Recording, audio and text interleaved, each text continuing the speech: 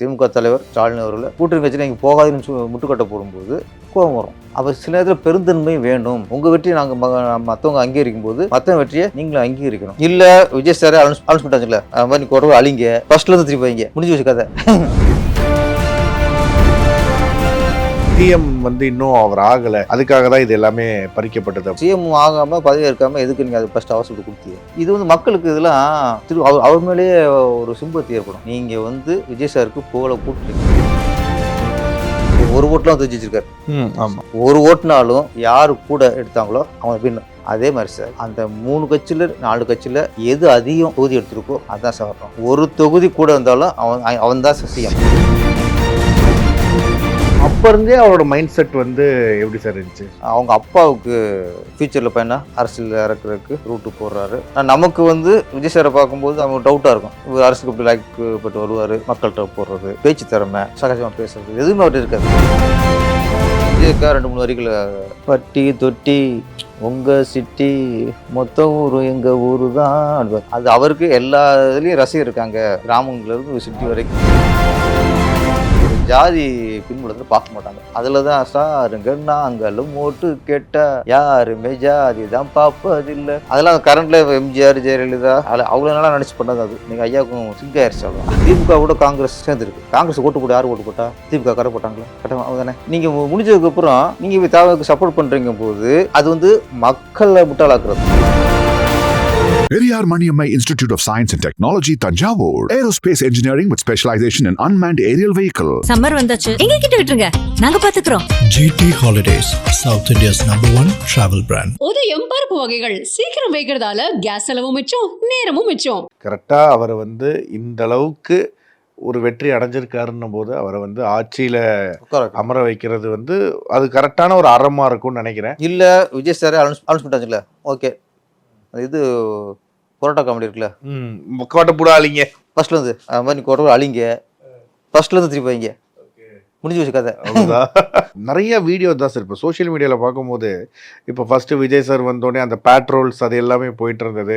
இப்போ அவர் ஆளுநர் மாளிகை போயிட்டு வந்ததுக்கப்புறம் இல்லை அவர் மட்டும் தனியாக இந்த ரோடே போலீஸ் எல்லாமே வெறிச்சோடி காணப்படுகிறது அப்படின்ற மாதிரி இவங்க போடுறது.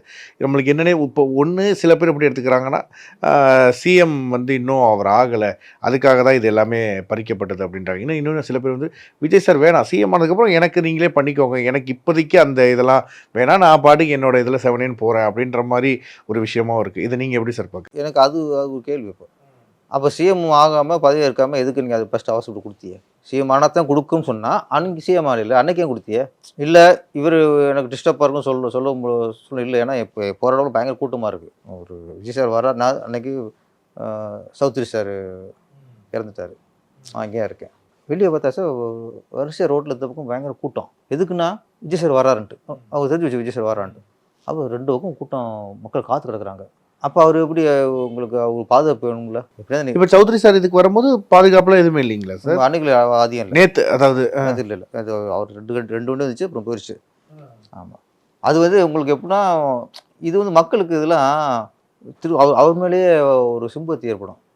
என்னையா 2 நாள் வச்சா இப்போ கார்லாம் பிடிங்கிட்டாங்களா, போலீஸ் பாதுகாப்பு இல்லையா அப்படின்னா இது ரொம்ப தவறு இல்லை. இது அடித்தள மக்கள்கிட்ட போய் சேர நீங்கள், நான் சொல்கிறேன், நீங்கள் விஜய் சாருக்கு புகழை கூட்டுறீங்க. இன்றைக்கும் அவருக்கான பவரை ஏற்றுறீங்க. இது யார் பண்ணுறது? நீங்கள் அவருக்கு சீன்று பண்ணிக்கிட்டு இருக்கீங்க. நான் ஏடிஎம்கே பிஜேபியோ இது அதில் மக்கள் யார் நினைப்பாங்க? என்னை பொறுத்த வரைக்கும் இதில் பிஜேபி மத்திய அரசு தலையிடணும். ஏன்னா உங்கள் மேலே பழி வருது, எல்லாம் இங்கே உங்களுக்கு திருப்பி விட்றான்.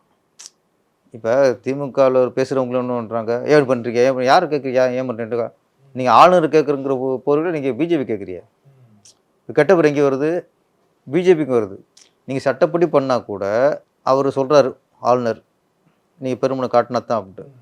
இதுக்கு முன்னாடி பெரும்பான்மையை நிரூபிச்சுட்டு தான் இது வரைக்கும் முதலமைச்சர் ஆகியிருக்காங்களா? ஒரு கேள்வி இருக்குது. ஏன்னா எல்லோரும் என்ன சொல்கிறாங்க, இப்போ வரைக்கும் இந்த 3 இதில் இவர் தான் அதிக தொகுதி வாங்கியிருக்காரு. அந்த அடிப்படையில் இவருக்கு பதவி பிரமாணம் பண்ணி வச்சிடலாம். அப்புறம் அதுக்கப்புறம் அப்படியே சேர்ந்துக்க போகிறார். சட்டசபையில் முதல் கூட்டத்தில் அவர் நிரூபிக்கணும். அந்த மாதிரி கிரேஸ் டைம் கொடுக்கறது அது பண்ண முடியாதுன்னுக்கிறேன். இப்போ நீங்கள் இப்படி பண்ணும்போது என்ன ஆகுதுன்னா, அப்போது உங்களுக்கு ஆளுநர் மேலே தப்பா, இப்போ என்ன பண்ணுறாங்க, மத்திய அரசு இப்போ பிஜேபி விளையாடுதா, அது ஒரு கேள்வி வருது. இப்போ உங்களுக்கு திமுக மேலே ஒரு கோவம் வர மாதிரி இப்போ பிஜேபி மேலே ஒரு கோவம் வரும். அப்போ அதுக்கு தேவையில்லாமல் நம்ம பழி சுமக்கூடாது, தேவையில்லாம மக்களுக்கு நம்ம மேலே கோவம் வரக்கூடாதுங்கிறதும் அவங்க புரிஞ்சுக்கணும். அப்போ அது திமுகவும் புரிஞ்சுக்கணும், பிஜேபியும் புரிஞ்சுக்கணும். நிறைய பேர் பிஜேபியை இப்போ மேலே பழி சுமத்த ஆரம்பிச்சிட்டாங்க. அப்போ நான் அப்படி இருந்தால் கூட நீங்கள் மாற்றிக்கணும்னு சொல்லணும். நீங்கள் சட்டப்படி பஞ்சாயத்துக்கு வாங்க, பஞ்சாயத்து பண்ணுங்கிறேன். அப்பா இந்த இதில் நாங்கள் அடி போடுறோம் யாரோ அந்த இது அவங்களும் இறங்கி சிலது பண்ணணும். நான் இப்போது திமுக தலைவர் ஸ்டாலின் அவர்கள் இங்கேருந்து உங்கள் அனுபவம், உங்களுடைய அரசியல் பயணம், கலைஞர்கிட்ட கற்றுக்கிட்ட பாடம் இருக்குது. நீங்கள் 5 வருஷம் ஆண்டிருக்கீங்க. நீங்கள் ஃபஸ்ட்டு சொன்னது கரெக்ட். நாங்கள் எந்த தடையும் பண்ண மாட்டோம், நாங்கள் எங்கள் வேலையை பார்ப்போம், எங்களால் ஒரு இது இருக்காது. ஓகே, அது வரைக்கும் உங்க மேலே மக்களுக்கும் நல்ல அபிப்பிராயம் வந்துச்சு. இப்போ கூட்டணி கட்சியில் நீங்கள் போகாதுன்னு முட்டுக்கட்டை போடும்போது கோபம் வரும். என்னடா அது நாங்கள் தடை இருக்க மாட்டோம், இது தடை தானேன்னு ஒரு இது வரும். அப்போ சில நேரத்தில் பெருந்தன்மை வேண்டும். ஒருத்தர் வெற்றியை நம்ம அங்கீகரிக்கணும். உங்கள் வெற்றியை நாங்கள் மற்றவங்க அங்கீகரிக்கும் போது மற்றவங்க வெற்றியை நீங்களும் அங்கீகரிக்கணும். அந்த அரசியல் விளையாட்டுங்கிறது இந்த நேரத்தை வச்சுக்கிட்டா நீங்கள் இப்பவும் சொல்கிறேன், விஜய் சாருக்கு மிகப்பெரிய ஒரு பலத்தை அவருக்கு சார்ஜ் ஏற்றிக்கிட்டு இருக்கீங்க அப்படின்னு நான் சொல்லிக்கிறேன். Super sir. உண்மையிலே உங்களுடைய கருத்துக்கள் எல்லாமே ரொம்ப ஆணித்தனமாகவும் ரொம்ப அருமையாகவும், அதாவது கிட்டத்தட்ட நீங்கள் சிவகாசி டைம்லேருந்து நான் ஒன்று நினச்சேன்ப்பா, இப்போ இங்கே வந்து பார்க்கும்போது அவர் ஃபுல்லாக அப்போ வந்து ஒரு சிங்க குட்டியாக இருந்தவர் இப்போ ஒரு சிங்கமாக மாறி நிற்கிறாரு அப்படின்றத வந்து ரொம்ப அழகாக சொன்னீங்க sir. And we are looking forward, நம்ம எப்போ விஜய் சார் அவர்கள் வந்து சிஎம் பதவியை எப்போ ஏற்றுக்க போகிறாங்க அப்படின்றதுக்காக ஒரு விஷயம் பதிவு பண்ணிடுறேன். சில சட்டம் அது சரிதான் அப்படிங்கிறதுலாம் முடியாது. சிலது அது வந்து சட்டத்துலேயும் நம்ம வந்து சிலதெல்லாம் நம்ம நியாயம் இல்லாமல் இருக்கும், தர்மம் இல்லாமல் இருக்கும். சட்டம் தர்மமாகவும் இருந்துடாது. அந்த சட்டத்திலையும் சில ஓட்டைகள் இருக்கு. இப்போது ஒரு தொகுதியில் சார், ஒரு தொகுதியில் ஒரு வேட்பாளர் ஏற்றின வேட்பாளரோட ஒரு 4 இப்போ ஒரு ஓட்டில் வந்து ஜெயிச்சிருக்காரு. ஆமாம், திருப்பத்தூர் தொகுதியில். அப்போ ஒரு 5 ஓட்டில் வந்து ஜெயிச்சிட்டாரு. அப்படிங்கும்போது அவர் 1 ஓட்டோ 5 ஓட்டோ 50,000 ஓட்டோ யார் கூட எடுத்தால் அவங்க தான் வெற்றி, அதான் வெற்றி. ஓகே, இப்போ என்னை விட நீங்கள் 5 ஓட்டு கூட எடுத்துட்டியா, நீங்கள் தான் வெற்றி. இப்போ இன்னொரு வேட்பாளர் பாருல, அவர் சொல்கிறாரு, சார் ஏன் நான் ஓட்டு எடுத்திருக்கேன், என் ஓட்ட பேரரசு கொடுத்துட்றேன், இவர் வெற்றியை அறிவிச்சிருக்குன்னா நியாயம் இல்லையா? ஒரு ஓட்டுனாலும் யார் கூட எடுத்தாங்களோ அவங்க பின்னு இன்னொரு விட்டு கொடுத்துட முடியாது. அதே மாதிரி சார், இப்போ நம்ம 3 கட்சி 4 கட்சி ஒரு சட்டசபை தேர்தலையோ பாராளுமன்ற தேர்தலையோ போட்டி எடுதுன்னா அந்த 3 கட்சியில் 4 கட்சியில் எது அதிகம் தொகுதி எடுத்திருக்கோ அதுதான் சார் வரணும். அதுக்கப்புறம் இப்போ திமுக கூட காங்கிரஸ் சேர்ந்துருக்கு. காங்கிரஸ் ஓட்டு போட்டு யார் ஓட்டு போட்டா? திமுக கடை போட்டாங்களா? கட்ட தானே. அப்போ திமுகவுடைய பயங்கர விசுவாசியாக இருப்பான், வெளியாக இருப்பான். அவன் தொகுதியில் காங்கிரஸ் தான் நின்றுருக்கும். கைச்சின்னு தான் போடுவான், வேறு எது போடுவான், கைச்சி தான் போடுவான். அப்போ யார் எதிர்த்து போடுறான்? அதிமுக விஜய் எதிர்த்து தான் போடுறான். அப்போ காங்கிரஸுக்கு விழுது. அப்போ காங்கிரஸுக்கு விழுந்த ஓட்டுகள் வந்து ஒன்று ஏடிஎம்கே எதிர்ப்பாக இருக்கும், இல்லாட்ட எலெக்ஷன் முடிஞ்சதுக்கப்புறம் நாங்கள் இப்போ கூட்டணி வைக்கிறோம். நான் வந்து காங்கிரஸுக்கு வந்து தாவக்கு எதிராக தான் காங்கிரஸ் நான் போட்டிருக்கேன். நீங்கள் முடிஞ்சதுக்கப்புறம் நீங்கள் இப்போ தாவக்கு சப்போர்ட் பண்ணுறீங்க போது அது வந்து மக்களை முட்டாளாக்குறது. இது வேற டாப்பிக்கை சொல்கிறேன். ஆமாம், இது வந்து மக்களை முட்டாளாக்குறது. நான் எதுக்கு அவனுக்கு ஓட்டு போட்டேன்? நான் திமுகவுக்கு போட்டேன், அவனுக்கு கூட்டணியில் இருக்கு அது போட்டேன். நீ ஜெயிச்சதுக்கப்புறம் அங்கே போய் தாவேக்கா. ஆமாம், இது வரைக்கும் சட்டம் இப்படி இருக்குது, அது இருக்கக்கூடாதுங்கிறது என்னுடைய அபிப்பிராயம். Correct sir. இப்போ நீங்கள் சொல்கிறது எனக்கு புரியுது. அதாவது கரெக்டாக நம்ம ஒன்று நினச்சி பண்ணோம், ஆனால் நீ அங்கே இல்லாமல் கூட்டணி வைக்க போகும்போது நீயா டெசிஷன் எடுத்துக்கிற அப்படின்ற ஒரு யார் முட்டாளாக்குறிய? அது மக்கள் ஓட்டு போட்டு மக்கள் முட்டாளாக்குறிய சார். அவன் விஜய் ஆனா என்னன்னா இது எப்படியோ ஆனா சாதகமா தாவேக்காவினருக்கு அமைஞ்சிருச்சு வந்துருது. நான் சொல்றேன், இது இப்போதைக்கு நடந்துட்டு இருக்கனால இப்போதைக்கு ஓகே. ஆனா அந்த 5 தொகுதி மக்களுக்கு அதிருப்தியா தான் இருக்கும். ஃபியூச்சர்ல அப்படி கூடாது. இப்போதைக்கு ஏடிஎம்கே எத்தனை தொகுதி, திமுக எத்தனை தொகுதி, தாவேக்கா எத்தனை தொகுதி? Okay, correct sir. சீமான் தொகுதி, இதுல சீமான் எத்தனை தொகுதி, இதுல யாருக்கு அதிகமா இருக்கோ 5 தொகுதி அதிகமா இருந்தாலும் அந்த விஷயம். அதுக்கேற்ற மாதிரி ஒரு சட்ட அமைப்பை மாத்தினா நல்லா இருக்கும். அதான் எதிர்பார்க்குறேன். ஏன்னா இது வந்து மக்கள் முட்டாளாக்க மாதிரி கட்சி தாவுறது, அவர் பேரம் பேசுறது, குதிரை பேரம் பேசுறது. ஏன்டா நாங்கள் ஜெயிக்க வைப்போம், நீங்க அவன்கிட்ட போய் குதிரை பேரம் பேசுவீங்களா? இதுக்கு அரசியல். ஏடிஎம்கே டிஎம்கே உதாரணம் சொல்றேன், தாவேக்கா சீமான் இன்னும் வேற கட்சி இருக்கட்டும், இந்த சட்டசபை தேர்தலில் யாருக்கு அதிக தொகுதி? திமுக அதிக தொகுதியா? 5 தொகுதி தான் அதிகம், ஓகே, அவர் தான் சிஎம். ஏடிஎம்கே 2 தொகுதி அதிகம், அவர் தான் சிஎம். தாவேக்கா சார் எல்லாம் வந்து ஒரு தான் கூட அவர் தான் செய்யும். இப்படி தான் சார் இந்த குதிரை பேரம் இந்த மாதிரி கட்சி தாவல் இந்த மாதிரி ஒரு குழப்பம் வராது சார். ஒரு ஓட்டை ஜெயிச்சாலும் அவன் தான் வின்னு சொன்னல. கரெக்ட். அப்போ ஒரு தொகுதி கூட இருந்தாலும் அவன் தான் வின்னும். அப்படி பண்ணிட்டு போயிடணும் தான் சார் வரணும். ஆமா. இல்லைன்னா ஃபியூச்சர்ல ஜனநாயக படுகொலை நடக்குது, மக்கள் முட்டலாக்குறானுங்க. நான் ஒருத்தன் ஓட்டு போட்டு அவன் நான் யாருக்கு எதிராக ஓட்டு போட்டேன்னு அவங்க கூட நிற்கும் போது எனக்கு எப்படி சார் இருக்கும்? நான் தான் மக்கள், நான் குடும்பம் சார். என்னையா சார் கேன பயிலாக்குறியா? Super sir. என்னையா கேன பயிலாக்குறியா? நான் வந்து வயிறிடணும். அப்போ யாரை ஏமாத்துறியா நீங்க? இந்த சட்டம் மாறணும் சார். இந்த சட்டம் மாறுச்சுன்னா எங்கேயுமே இந்த எலெக்ஷன் முடிச்சதுக்கப்புறம் அவனை தூக்கு இவனை தூக்கு இந்த அடைச்சி வைக்கிறாங்க. பாண்டிச்சேரியில் எதுக்கு அடைச்சி வைக்கிறீங்க நீங்க? ஆமா 15 எம்எல்ஏக்கள் கூத்துல ஏன் அடைச்சி வச்சிய? புரியுது உங்களுக்கு? இப்போ அவங்கள என்ன சார் ஆடு மாட்டா சார்? அவங்க குதிரை பேரம் பண்ணுறதுக்கு நீங்கள் போய் அடைச்சி வைக்கிறீங்க அதானே? அப்போ நாங்கள் யாருக்கு ஓட்டு போடுறோம்? அப்போ நான் ஓட்டு போட்டு அத்தனை முட்டாளாக்கிட்டீங்களே சார். நீங்கள் ஒரு ஓட்டில் ஜெயிச்சாலும் அவன் தான் எம்எல்ஏ அப்படின்னா ஒரு தொகுதி கூட இருந்தாலும் அவன் தான் சிஎம். இது வந்து கிளியர் ஆகும் சார். இது கரெக்டாக, இது யாருக்கும் குழப்பமும் இருக்காது. இது இப்போ ஓகே, நீங்கள் வந்து வாழையடி வாழையாக நீங்கள் அந்த இதை ஃபாலோ பண்ணிட்டு வந்தாலுமே இதில் நீங்கள் சொல்கிற பெர்ஸ்பெக்டிவில் பார்க்கும்போது அப்போ அந்த மக்கள் முட்டாளாக்கப்படுறாங்க. மக்களாட்சின்னு சொல்லும் போது மக்களுக்கு நம்ம முக்கியத்துவம் கொடுக்கணும். அப்ப அவன் தேர்ந்தெடுக்கிறது தான் மக்கள் தீர்ப்பு, மகேசன் தீர்ப்பு. அதுக்கேற்ற மாதிரி நடந்துச்சுன்னா ரொம்ப சந்தோஷமா. காங்கிரஸ் இதுக்கு இப்போ திமுக காரங்க இன்னைக்கு கோவம் வருது வரும் சார். அது கோவத்துல நியாயம் இருக்குல்ல. கரெக்ட். நம்ம திமுக பல இது பண்ணிருக்கலாம், ஆனா இதுல வந்து அவங்க கோவத்துல நியாயம் இருக்குல்ல. ஏன்டா நாங்க விஜய் ஜெயிக்க கூடாதுங்கிறக்காக உனக்கு ஓட்டு போட்டோம், இப்ப நீ அவங்க போய் நிக்கிற, அது கோவம் நியாயம் இருக்குங்கிறேன். உங்களுடைய படங்கள், அதாவது அவருடைய இனிஷியல் ஸ்டேஜில் திருப்பாச்சியாக இருக்கட்டும், சிவகாசியாக இருக்கட்டும், சிவகாசியெல்லாம் வந்து பார்த்தீங்கன்னா அந்த ஓட்டு போடுற கேம்பெயினை வச்சே நிறைய விஷயங்கள் போயிருக்கும். ஸோ அப்போ இருந்தே அவரோட மைண்ட் செட் வந்து எப்படி சார் இருந்துச்சு? ஸோ அரசியலுக்கு வரணும் அப்படின்றத பற்றிலாம் உங்கள்கிட்ட முன்னாடியே டிஸ்கஸ் பண்ணியிருக்காரா? இல்லை, அதை பற்றி அவங்கள்ட்ட டிஸ்கஸ் பண்ணலை.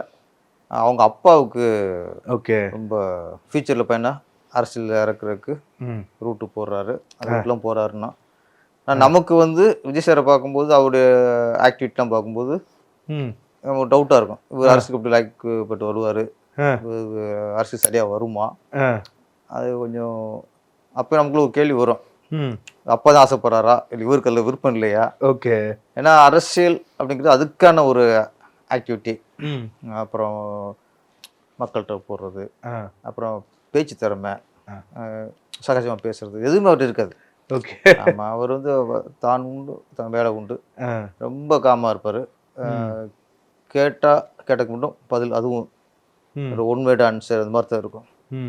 அப்போ நினைக்கிறது எனக்கு நம்பிக்கை இல்லை உண்மையிலே இவர் ஃபியூச்சரில் அரசியலுக்கு வருவாருன்ட்டு. ஏன்னா அரசியலுங்கிறது பெருசு சார். அதில் வந்து உள்ளே இறங்கி எல்லாத்தையும் எதிர்கொண்டு சொல்ல யானை இருக்கும், முதல்ல இருக்கும், மனித உருவத்தில் நம்ப முடியாது அரசியல். யார் எப்போ காலம் வருவோன்னு தெரியாது, ரொம்ப கஷ்டம். ரொம்ப அரசியல் சினிமாவிலே அப்படி, சினிமாவோட 10 மடங்கு அரசு. அப்போ இவருக்கு ஒரு சாஃப்ட் நேச்சருக்கு சரியா வருமா வந்தால் சரியாக வருமானு ஒரு இது இருந்துச்சு. இப்போ இன்னைக்கு வந்துட்டு நம்ம கணிப்புலாம் முறியடிச்சு, கருத்து கணிப்பு மாதிரி தான் எல்லாத்தையும் முறியடிச்சு விட்டு இன்னைக்கு விசுறு வெற்றி. ஆனால் நம்ம மைனஸ் நினச்சது பின்னாடி ப்ளஸ் ஆகிட்டார். கரெக்ட். நம்ம வந்து மீட்டிங்கோட ரொம்ப அப்புறம் ஆடியோ லான்ச்சில் பண்ணும்போது ஒரு நிமிஷம் பேசுவார். ஒரு நிமிஷம் தான். ஆமாம், ஒரு 2 நிமிஷம் பேசுவார். அப்போ நம்மளுக்கு நானே சில பேட்டில் சொல்லியிருக்கேன் அப்போவே, நான் எவ்வளோ ஃபேன்ஸ் வந்திருக்காங்க, எல்லாரும் இப்போ பார்க்குறக்கும் ஒரு பேச கேட்க தானே வந்திருக்காங்க. இப்போ அவங்களுக்கு ஒரு எனர்ஜியாக ஒரு புத்துச்ச மாதிரி கொஞ்சம் பேசலாம்ல, வீட்டில் பேசுகிற மாதிரியே அங்கேயும் பேசுகிறாருன்னா நான் போயிட்டு சொல்லியிருக்கேன். ஆனால் அரசியலுக்கு வரணும்னு முடிவு பண்ணதுக்கப்புறம் அந்த ஸ்பீச்சோட ட்ரெண்டே மாறி போச்சு. அப்போ நினச்சேன் ஓகே இப்படி பேசினா ஓகே, ஏன்னா மக்களுக்கு நம்பிக்கை வரும் சார். அந்த நம்ம வந்து நான் சும்மா இருந்தேன், இப்போ உங்களுக்கு நம்பிக்கை வரும்னா நான் செயலில் காட்டணும். எதில் ஒன்று காட்டினா தான் நம்பிக்கை வரும். நான் அமைதியாக தான் உங்களுக்கு எப்படி நம்பிக்கை வரும்? வாய்ப்பே இல்லை. அப்போ மக்களுக்கு நம்பிக்கை வரணும் போது அப்போ அதுக்கான பேச்சை நான் பேசி தான் ஆகணும். என்ன சொல்லணுமோ அது நம்ம போல்டாக பேச பொறுத்து தான் அவன் நம்புவாப்பில். நம்ம ரொம்ப சாப்பிட்ட பேசினா அவன் நம்ப மாட்டான். அப்போ அந்த எழுச்சியான பேச்சு வந்து பின்னாடி வந்துருச்சு. அதனால் நம்ம எதை மைனஸ் நினைச்சோமோ பின்னாடி அது ப்ளஸ். நீங்கள் எழுதின வரிகள் வந்து அப்படியே அந்த கோடம்பாக்கம் ஏரியாவில் இப்போ சிவகாசி ரீரிலீஸ் ஆகும்போது கூட ஷோபா அம்மா அவர்கள் அதில் பாடியிருக்கோமா, ஸ்டார் இருங்க நாங்களும் ஓட்டி கேட்டால் நாளைக்கு நீங்களும் சிஎம் தான் அப்படின்ற அந்த வரிகள் எல்லாமே காலம் தாண்டியும் அப்போ எழுதுனது இப்போ நடக்கிற மாதிரி ஒரு விஷயம் நல்லா இருந்துச்சு. அதெல்லாம் எப்படி உணர்ந்து எழுதுனீங்க அப்பயே? அல்ல உணரல, சுச்சுவேஷன் தான். ஓகே. படத்தில் வந்து அந்த நயன்தாரா அவங்க வந்து ஒரு okay. ஆர்டிஸ்ட்டு அவங்க பிரச்சாரத்துக்கு வராங்க. ம், அப்போ ஒரு நடிகர் ஆர்டிஸ்ட்டையும் ம், எலெக்ஷன் அரசியலையும் இணைச்சு சுச்சுவேஷனுக்காக எழுதுனது. ம், அது பின்னாடி ஃபுல்லாக சிங்க் ஆகும்னு நம்மளுக்கு நினைக்கல. ஒரு விஷயம் ம், நம்ம விஜய்க்கா 2-3 வரிகள் எழுதுனதான். ம், பட்டி தொட்டி ம், உங்க சிட்டி மொத்த ஊரு எங்க ஊரு தான் அப்படிப்பாரு. ம். அது அவருக்கு எல்லா இதுலேயும் ரசிகர் இருக்காங்க. கரெக்ட். கிராமங்கள்ல இருந்து city ஆல் வரைக்கும் சென்டர்ல. ஆல் சென்டர் நம்மளுக்கு ரசிகர் இருக்காங்கிறத அது அந்த வரிகளை சொன்னது. அப்போ நடிகர்கள் அரசியலுக்கு வரும்போது ம், அவங்க யாரும் ஜாதி பார்க்க மாட்டாங்க. அது உண்மை. எப்பவுமே ஒரு நடிகராக போய் அரசியல் வரும்போது யாரும் ஜாதி மதம் பார்க்க மாட்டாங்க. ம். வேற ஒரு ஊருக்கு போகும்போது என்ன ஜாதி, ம், இவருக்கு என்ன? பேக்ரவுண்டு என்ன, இதெல்லாம் ஆராய்வாங்க. ம், நடிகர்கிட்ட வந்து அது ஒரு ஒரு நல்ல விஷயம். சினிமாலேருந்து ஒருத்தர் வந்தாருன்னா அப்பா சினிமாக்காரன் அவ்வளோதான். சிலது கூத்தாடின்னு சில கிண்டலாக சொல்லுவாங்க. ம். ஆனால் மக்கள் வந்து ஒரு நடிகரை பார்த்துருவாங்க, ஒரு ஜாதி பின்புலத்தில் பார்க்க மாட்டாங்க. அதில் தான் ஸ்டாருங்க நாங்களும் ஓட்டு கேட்டா யாருமே ஜாதி தான் பார்ப்பதில்லை. அதெல்லாம் கரண்ட்ல எம்ஜிஆர் ஜெயலலிதா அவ்வளோ நாளாக நினச்சி பண்ணது. அது எங்கள் ஐயாவுக்கும் சிங்க் ஆயிடுச்சு. அவ்வளோ சூப்பரா புரிஞ்சிருச்சு. அண்ட் இன்னொரு விஷயம் என்னன்னா, பிரகாஷ்ராஜ் அவங்க தான் படத்துலேயும் வில்லனா இருந்தாங்க. ஸோ இவர் வந்து இனிஷியல் டேஸில் பிரச்சாரம் பண்ணும்போதெல்லாம் அவர் ரியல் லைஃப்லேயுமே இவருக்கு அகேன்ஸ்டாக பேசினாங்க. அப்படி ஒரு இது இருந்தாலும் இப்போ இருக்கிற சூழ்நிலையில் இந்த இப்போ இன்னும் ஆட்சி அமைக்க முடியாமல் இந்த சிஎம் பதவி என்ன கேட்குறதுன்னு தெரியாமல் இருக்கும்போது கூட ஆதரவாகவும் அவர் பேசியிருக்காரு.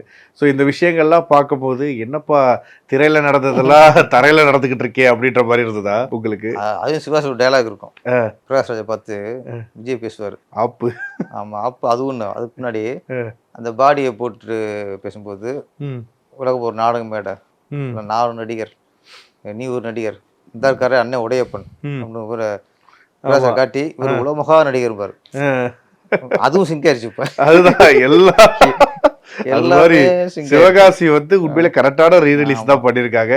அண்ட் இப்போ விஜய் சார் வந்து அந்த எலெக்ஷன் டே, அதாவது ஓட்டிங் போடுற அன்னைக்கா இருக்கட்டும், அந்த ரிசல்ட் வர அன்னைக்கா இருக்கட்டும், அந்த ஓட்டிங் போகிற அன்னைக்கு உங்களுக்கு தெரிஞ்சிச்சா, ஐயோ இவருக்கு வந்து பயங்கரமான ஒரு வரவேற்பு கிடச்சிருக்கு யங்ஸ்டர்ஸ் மத்தியிலே இருக்கட்டும், மகளிர் மத்தியிலே இருக்கட்டும் அப்படின்றது அன்னைக்கு நீங்கள் கணிச்சிட்டிங்களா இந்த மாதிரி தான் வரும் ரிசல்ட் அப்படின்னு சொல்லி? இல்லை, நம்ம ஃபஸ்ட்டு மாநாடு ஃபஸ்ட்டு போட்டார்ல, மாநாடு கூட்டத்தை கண்டிப்பாக இருக்கு. விக்கிரவாண்டி அந்த விக்கிரவாண்டியில் எப்படி 10% இருக்கு ஓட்டுக்கு சதவீதம் வரும் அப்படின்னு நான் நெருங்கி எல்லாம் சொல்லிட்டேன். 8-10% கண்டிப்பாக ஓட்டு இருக்கு உண்டு அப்படின்ட்டு.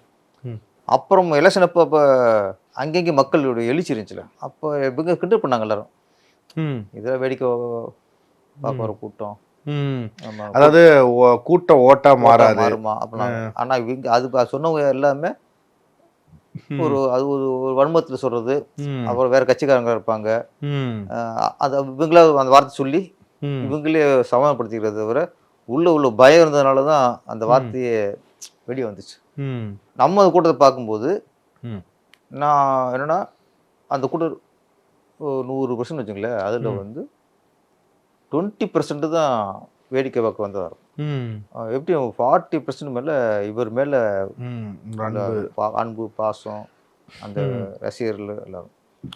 20% வந்து இவருக்காக வந்து கூட்டம் தான், ஆனால் அவங்க ஓட்டு இருக்காது, சின்ன பசங்களா இருக்கும். ஆமாம் ஆமாம், அவங்களுக்கு ஓட்டு இல்லாத பேர் 20% இருப்பாங்க. பொதுவாக உள்ளவங்க விஜய் வராராம் பார்த்துருவோம் அப்படின்னு வந்து கூட்டம் வந்து பார்த்தது 20% இருக்கும். 40% ஓட்டு இல்லை, ஆனால் 60% ஓட்டு போடுற ஓட்டு அதான மெஜாரிட்டி. அந்த கணக்கு நான் அப்பவும் போட்டு சொன்னது. அப்போ கூட நம்ம எலெக்ஷன் ஓட்டு போட்டு எலெக்ஷன் முடிகிற வரைக்கும் கூட நம்ம கணக்கு கொஞ்சம் இந்த அளவுக்கு இல்லை. ஓகே, இருந்துச்சு. ஆனால் எலெக்ஷன் முடிஞ்சு நான் எல்லா பக்கமும் விசாரித்தேன். ஒரு குடும்பத்தில் இப்போ எங்கள் சொந்தத்தில் ஃப்ரெண்ட்ஸ் இருக்குல்ல, எல்லாம் விசாரிக்கும் போது ஒரு வீட்டில் 5 ஓட்டு இருந்துச்சுன்னா 3 இங்கே போட்டிருக்காங்க. ஓகே, நான் பரவலாக விசாரித்தேன். நான் ஒரு 20 குடும்பத்தில் இளைய தலைமுறை கண்டிப்பாக நீங்கள் ஒரு சர்வே எடுத்து பார்க்க. ஆமாம் ஆமாம்.